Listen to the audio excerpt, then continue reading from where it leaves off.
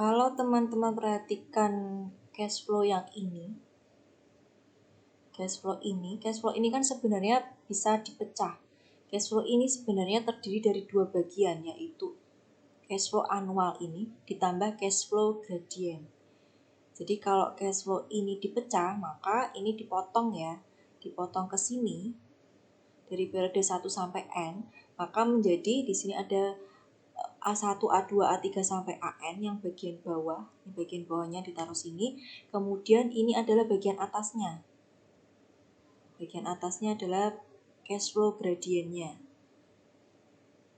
Jadi di periode ke-1-nya itu berarti 0, nggak ada, karena kan periode 1 ini kan cuma annual aja.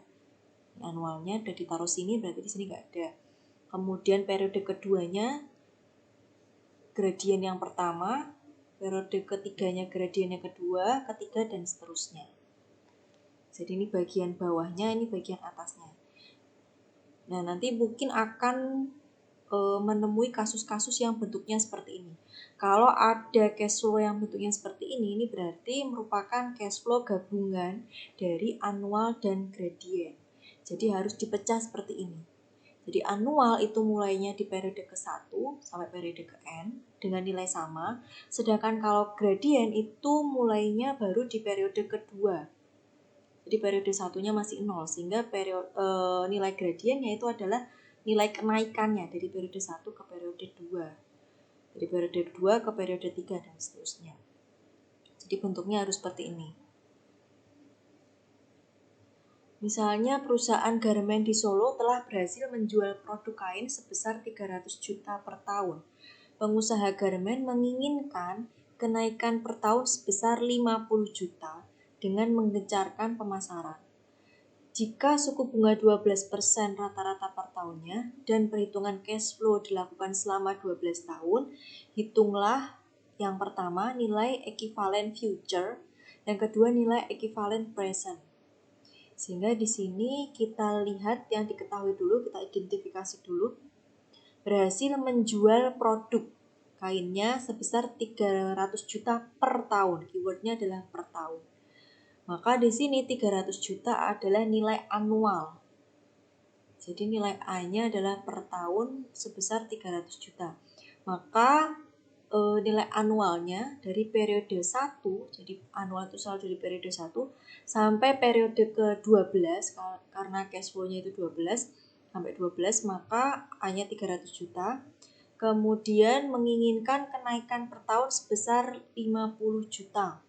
Berarti nilai 50 juta ini merupakan nilai G atau gradiennya 50 juta.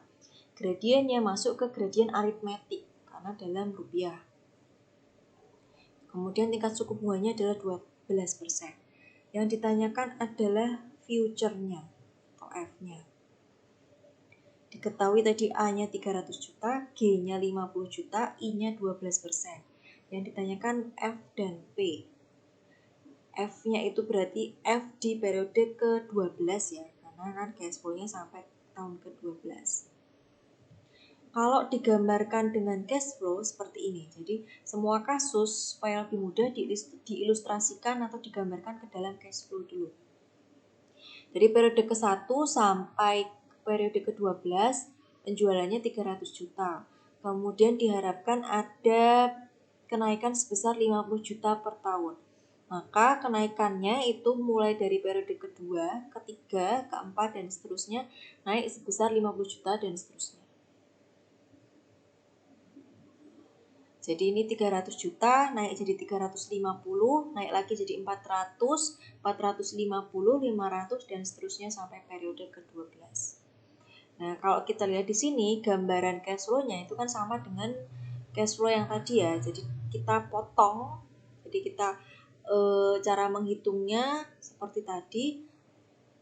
Cash flow ini berarti terdiri dari cash flow annual dan cash flow gradient. Yang pertama, mencari nilai future jika diketahui nilai gradient. Nah, kita gunakan rumus ini karena di dalam tabel bunga tidak ada faktor pengalih untuk kasus ini ya. Jadi kita harus menggunakan formulasi biasa. Untuk mencari nilai future diketahui gradien, kita pakai rumus ini. Kemudian untuk mencari yang kedua adalah mencari nilai, ini untuk mencari nilai future diketahui gradien. Yang kedua tadi mencari nilai future jika diketahui annual. Kita bisa gunakan formulasi biasa atau yang lebih mudah kita gunakan tabel bunga. Tuh, kenapa kita pakai ini gradien annual? Karena ini tadi gambarnya adalah seperti ini. Ini adalah pecahan dari annual dan gradien.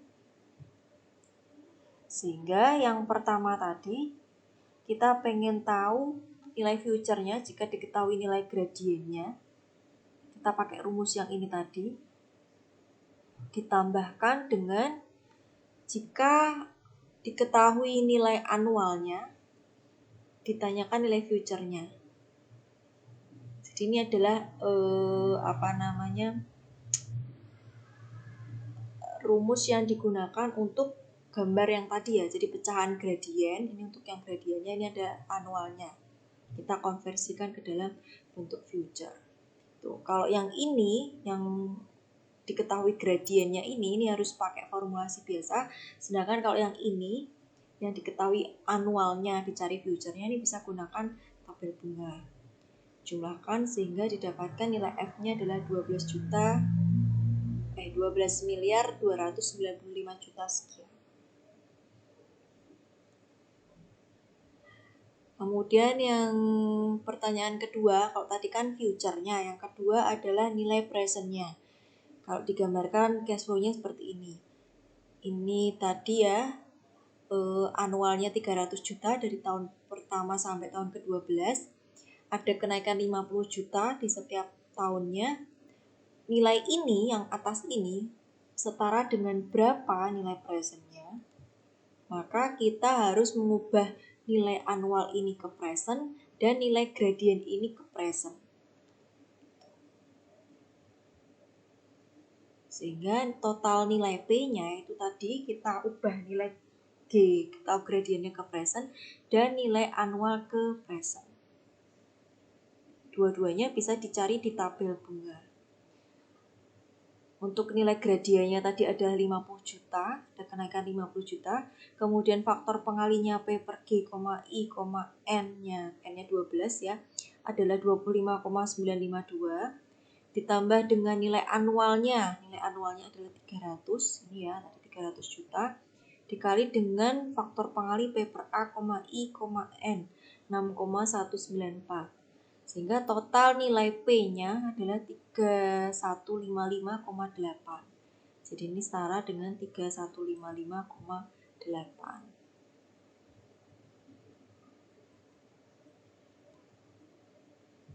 Ini belum dalam juta ya, berarti ini harus dikalikan juta.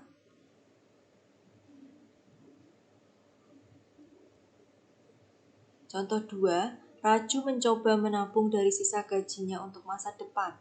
Tahun pertama mampu menyisihkan 1 juta. Tahun kedua karena karir naik maka mampu menyisihkan 2 juta. Tahun ketiga 3 juta dan seterusnya meningkat 1 juta setiap tahun. Berapa tabungan Raju yang terkumpul selama 10 tahun jika dihitung secara present dengan bunga 10%? Maka di sini yang diketahui adalah